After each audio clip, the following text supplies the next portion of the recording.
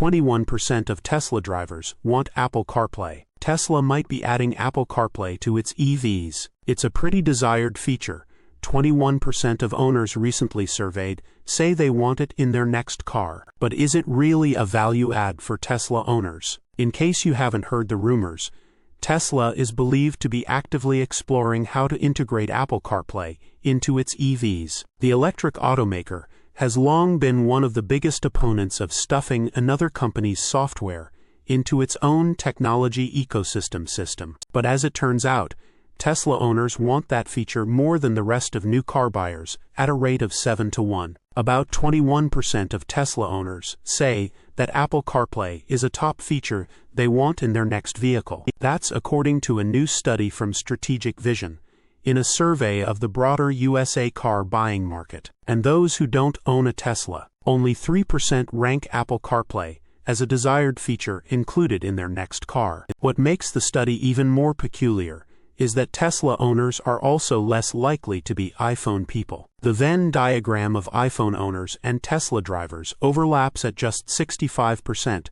while the rest of the industry surveyed jumps up a bit to 70%. So fewer Apple users, yet a higher demand for CarPlay. Listening to owners and recognizing that emotional confidence in daily digital life, navigation, music, messages, familiarity is a part of what consumers are looking for, Alexander Edwards, the president of Strategic Vision, said in a LinkedIn post. The lesson for every automaker is the same. Let strategy be guided by what customers actually experience and meaningfully desire, not just by what you can build. Moreover, quite a few hacks and workarounds have appeared over the years for the industrious among the Apple-loving Tesla faithful. YouTuber Robert Rosenfeld has a whole guide to this that I've posted below. The thing is, Tesla doesn't really need CarPlay. I say this not just as an avid CarPlay lover and Apple user, but also as the owner of a Model 3. It was one of the things that I dreaded giving up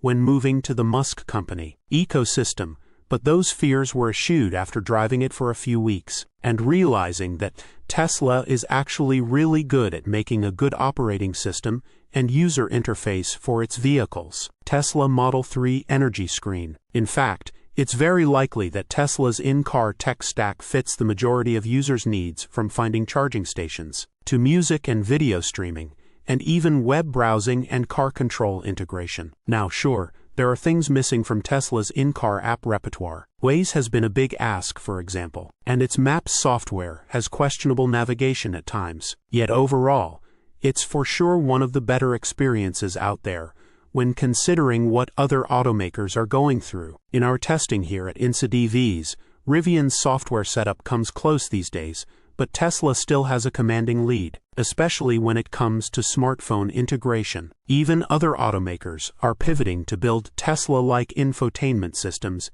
in the near future. There is some overlap between what Tesla owners want and what the rest of consumers want. For example, cooled seats were at the top of Tesla owners' list, and also second in the eyes of the rest of the industry. Active noise cancellation and a night vision system were also shared across both lists. As for individual wants, Tesla owners expressed their desire for a spare tire, a common sentiment among EV owners, while owners of non-Tesla cars have both memory seats and air purifiers on their wish lists. Maybe this is Tesla's take on allowing screen mirroring as it prepares to really push its dream of self-driving live over the next year, maybe. Or maybe it's just folks preparing to leave the Tesla ecosystem and determining what they would need to have something else bearable to drive. Either way, if Tesla integrates CarPlay, it'll be good for owners to have options. And if not, owners moving to another EV platforms have a decreasing number of options to choose from if CarPlay is a must. Source: reposted and summarized from Rob Stumpf at insideevs.